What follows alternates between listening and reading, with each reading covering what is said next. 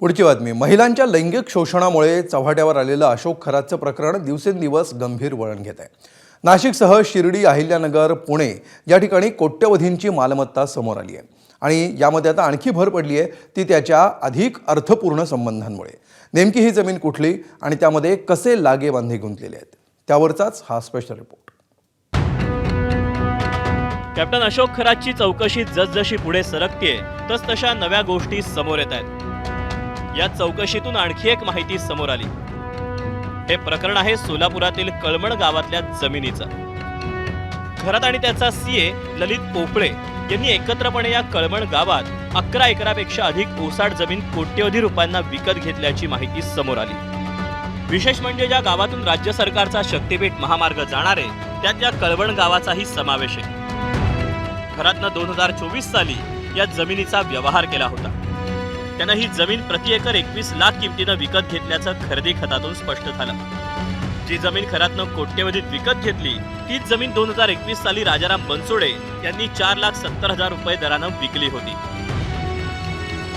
जमीन विकली 470 आणि पुन्हा 1-1.5 वर्ष झाल्यावर रोड आला इकडून महाशक्तीपीठ. मग ती जमीन घेणार मला फोन केला, रोड आला आपल्या रानात. मी म्हणलं रोड आला पण आता तुम्ही कोट्या दिवस वाचाल बघू तुम्हाला काय तर देऊ म्हणलं. आणि 1-1.5 वर्षांना लगे रोड आला की मला त्यांनी फोन केला आपल्या रानात रोड आला म्हणून. मी म्हणलं मग आता तुम्ही मोठं व्हाल म्हणलं आम्हाला काय आहे का नाही तर परत तुम्हाला बी देऊ म्हणलं. आणि आमच्या परस्पर जमीन 2.25 कोटी रुपये विकली त्यांनी. कुणाला विकली आता ती अशोक खरात विकली वाटतं. मग ते आता आमचं नुकसान झालंच घेऊ. पण खरेदी व्यवहारातून आणखी एक धक्कादायक प्रकार समोर आला. या व्यवहारामध्ये आणखी एक धक्कादायक बाब समोर येते ती म्हणजे खरेदी खतामध्ये जमिनीवरती तब्बल 2,000 डाळिंबाची झाडं असल्याचं नमूद करण्यात आलंय. मात्र प्रत्यक्ष पाहणी केली असता ही जमीन पूर्णपणे ओसाड पडल्याचं दिसून येत आहे. याचा अर्थ शक्तीपीठ महामार्गासाठी जमिनीचं अधिग्रहण होत असताना आणि त्याचा मोबदला वापरत असताना कागदोपत्री झाडांची नोंद दाखवून मोठा मोबदला लुटण्याचा हा डाव होता असं यातून दिसतंय. या व्यवहारात खरातनं त्याची पत्नी कल्पना खरातला कुलमुखत्यार म्हणून अधिकार दिले. नाशिकसह अहिल्यानगर, पुणे इथं खरातच्या कोट्यवधींची मालमत्ता असल्याचं समोर आलं. नाशिकच्या मिरगावात खरातच्या नावावर 33 एकर जमीन आहे. मिरगाव इथं फार्म हाऊस आहे. पाथर्डी गावात 10 एकर जमीन आहे तर सिन्नरमध्ये 6 एकर जमीन आहे. अहिल्यानगर शिर्डीत 4.5 एकर जमीन, शिर्डी विमानतळ इथे 5.5 एकर जमीन, राहता इथं साई सिल्वर ओक भागीदारीत मंगल कार्यालय, पाथर्डी फाटा इथं 800 स्क्वेअर फुटाचा एक फ्लॅट, ओझर इथं 4 गुंठ्याचे 3 प्लॉट, आडगावात 5 गुंठ्यांचा प्लॉट, पनवेल नवी मुंबई इथे 40 गुंठे जमीन, पुणे संगमनेर इथे मुलीच्या नावावर फ्लॅट आणि सिन्नर इथे 5 जणात मिळून 6 एकर जमीन. खरात प्रकरणात राजकीय वर्तुळातून एक माहिती समोर आली आहे. ती म्हणजे या प्रकरणात 2-3 नेत्यांच्या फोटोवर फुली मारण्यात आली होती. मात्र अजित पवारांच्या फोटोवर फुली मारली नसल्याची माहिती समोर आली. त्याचसोबत खरात प्रकरणात सरकारला महत्त्वाचे पुरावे मिळाले ज्यामुळे खरातचा मुक्काम आयुष्यभर कारागृहात राहू शकतो. अशोक खरात सध्या पोलिसांचा पाहुणचार घेतोय.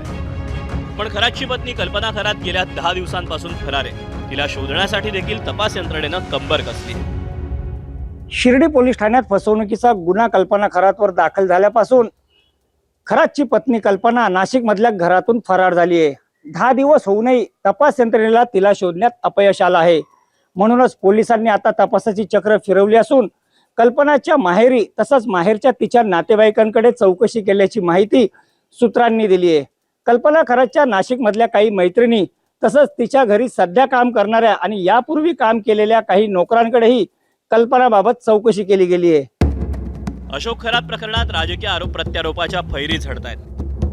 सामाजिक कार्यकर्ते अंजली दमानिया यांना मिळालेल्या CDR वरून राजकीय वर्तुळात अद्याप प्रश्नचिन्ह उपस्थित केले जात आहेत.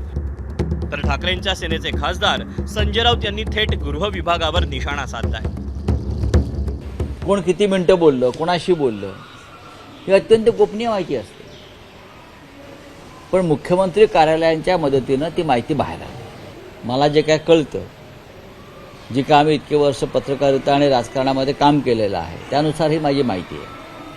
CDR मला मिळणार नाही. मी खासदार आहे इतके वर्ष. मला कोणी देणार नाही किंवा माझ्या व्हॉट्सअपवर कोणी पाठवणार नाही. ज्याच्या हातामध्ये सूत्र आहे ते गृह मंत्रालय किंवा मुख्यमंत्री त्यांच्या मदतीशिवाय CDR तुम्हाला मिळू शकणार नाही. त्याच्यामुळे जे ते म्हणतायत ते सत्य आहे. अशोक खरात प्रकरणी शरद पवार गटाचे आमदार रोहित पवार यांनी उपस्थित केलेल्या प्रश्नांना भाजपचे नेते प्रवीण दरेकर यांनी उत्तर दिलं. आपला रोहित पवार हे भविष्यकार कधीपासून झालेत मला माहीत नाही आहे. त्यांनी आमची सत्ताधारी पक्षाची चिंता करण्यापेक्षा स्वतःच्या पक्षाचं काय होतं आहे त्याचं आत्मपरीक्षण करावं. अशा प्रकारचा कुठलाही उद्देश असायचं काहीच कारण नाही. कुठल्याही उद्देशानं भोंदू खरातची चौकशी होत नाही. तर या राज्यामध्ये तर अशा प्रवृत्ती जर त्या ठिकाणी पुढे येत असतील तर त्या ठेचून काढल्या पाहिजेत. ही भूमिका राज्याच्या मुख्यमंत्र्यांनी घेतलेली आहे. खरातचे एकापेक्षा एक गंभीर गुन्हे, त्याची समोर येणारी कोट्यवधीची मालमत्ता, यामुळे त्याचा मुक्काम हा तुरुंगातच राहणार यात तीळ मात्र शंका नाही. पुण्याहून मंदार गोंजारी, सोलापूरहून आफताब शेख आणि नाशिकहून नितीन ओझासह ब्युरो रिपोर्ट, एबीपी माझा.